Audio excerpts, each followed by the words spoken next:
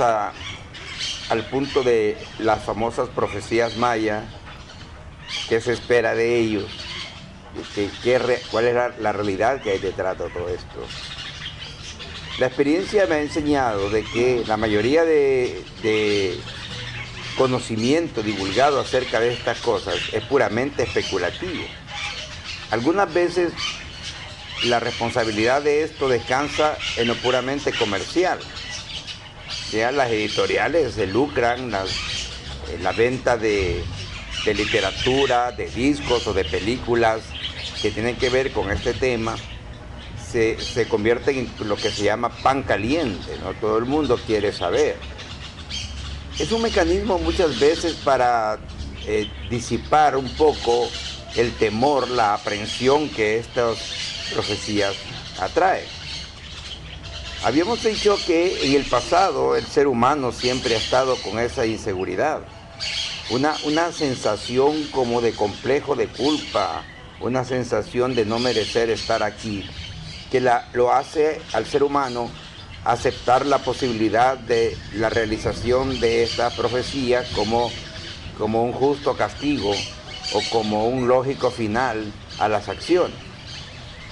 Cuando nosotros vemos en los libros sagrados antiguos, en las narraciones de las tradiciones, de las consejas y todo eso, hay un punto moral persistente. Vamos a tomar el más conocido aquí en Occidente, que es la Biblia.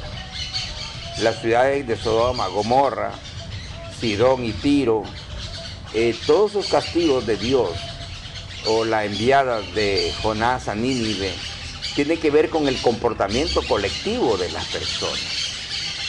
O sea, hay una frase proverbial, por lo menos en este país, suele decirse: quien nada debe, nada teme. En otras palabras, nosotros no tendríamos temor hacia todo lo catastrófico, hacia todo lo destructivo, si tuviéramos la conciencia tranquila. El caso es de que como no es así, colectivamente mucho menos, entonces damos por sentado como una justificación pues a esas amenazas, y no siempre es así. La verdad es de que nosotros, por ejemplo, en el caso de Miguel de Nostradamus, que desaparece del boom, si ustedes lo observan. Hace unos años, antes del 2000 precisamente, todas las librerías tenían Nostradamus revelado, el verdadero testamento de Nostradamus, profecías de Nostradamus, etcétera, etcétera. Todo el mundo habla de Nostradamus. Los canales por cable estaban siempre transmitiendo algo sobre Nostradamus. De repente Nostradamus desaparece del escenario. Es sustituido por las profecías mayas. Es el boom, es la comidilla, es lo del momento. Ahora la pregunta es, ¿por qué Nostradamus deja de ser? Precisamente porque mucha gente esperaba cumplimiento de cosas antes del 2000, que a la larga no se cumplieron. De hecho, no ha habido hasta este momento un profeta que, digamos, acierte 100% en el futuro.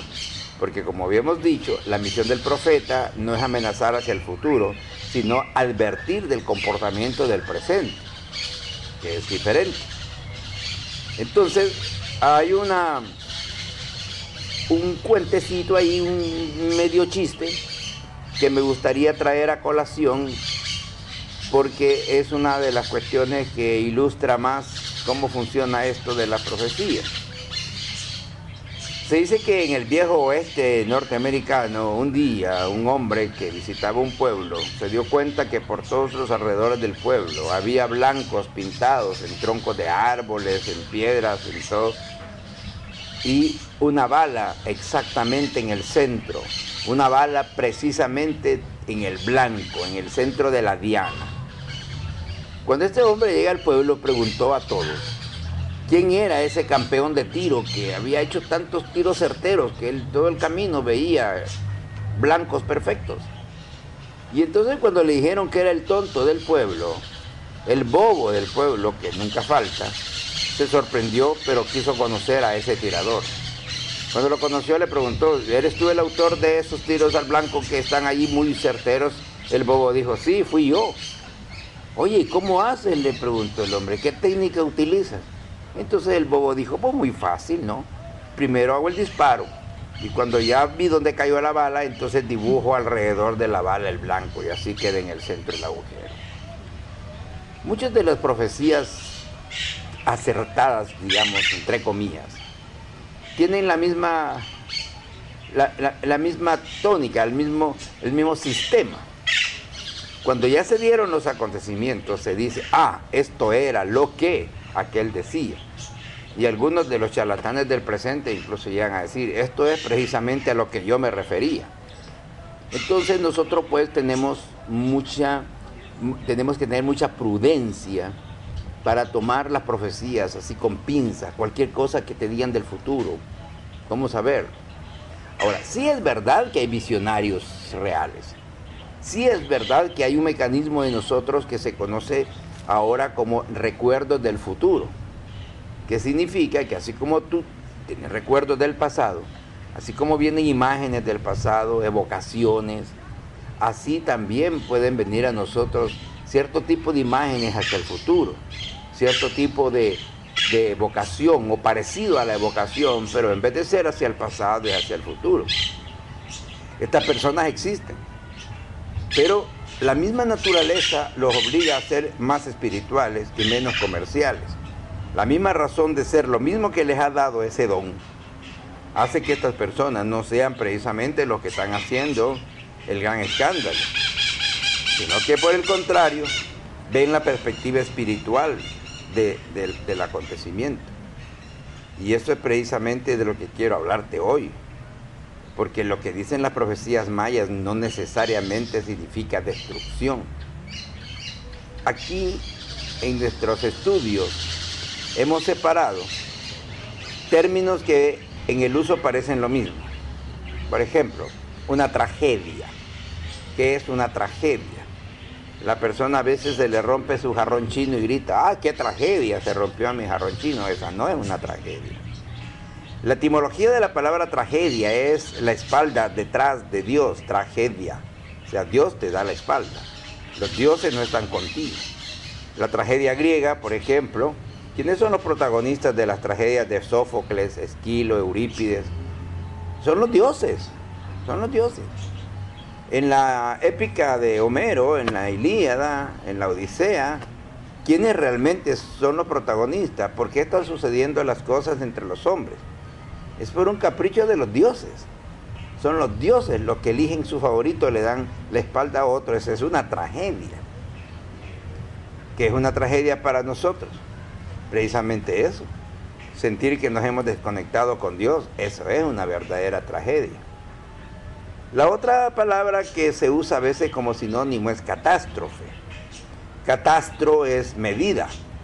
Las oficinas de los municipios, de los ayuntamientos que se encargan de la medición de los terrenos, así se llama, oficina del catastro, porque miden los terrenos, miden. Y la fe, catástrofe, es una acción, un movimiento, un acontecimiento, un suceso que pone a prueba nuestra fe. O sea, un pueblo puede sufrir una catástrofe, sí puede sufrir una catástrofe, sin llegar a ser tragedia, si esta catástrofe lo que hace es unir más a las personas en una reacción positiva y a la larga la consecuencia de ese acontecimiento, a pesar de lo terrible que fue mientras sucedió, dejó fortalecida la fe. Esa es una catástrofe, diferente a tragedia. La otra palabra es desastre. La palabra desastre tiene que ver con los astros. El origen de la palabra desastre es que el astro no está contigo. Es cuando las personas hablan tengo buena estrella, tengo mala estrella, o cuando se decía en el pasado que los astros te favorezcan o no te favorezcan los astros. Un desastre pues es un asunto que tiene que ver con lo meteorológico. Un desastre puede ser una inundación, un ciclón, un tornado, un desastre puede ser un terremoto. Ahora, un desastre se puede convertir en catástrofe. Sí, un desastre trae catástrofe y también puede traer tragedia, pero no para todos. Todos comparten el desastre, para algunos es catástrofe, para otros no lo es, Y para aquel que el desastre lo hizo renunciar a su espiritualidad, lo volvió renegado, enojado con Dios, o lo hizo más malo de lo que era, esta persona está sufriendo una tragedia. Entonces, ¿qué es lo que anuncian las profecías mayas? ¿Catástrofe? ¿Desastre? ¿O tragedia? Si me pregunta, yo no te podría decir una respuesta que abarcara a todos, no te puedo decir una respuesta general. Eso te puede decir que para algunos podrá ser catástrofe o para todos catástrofe, pero o desastre más bien. Pero la cuestión catástrofe o tragedia es una cuestión personal, es la reacción tuya a esto. Los religiosos más lúcidos, ante la posibilidad del cumplimiento del Apocalipsis, que es un libro falso inspirado en Daniel, pero bueno, que ha servido de soporte a muchas religiones, las profecías del fin de los tiempos o del fin del mundo.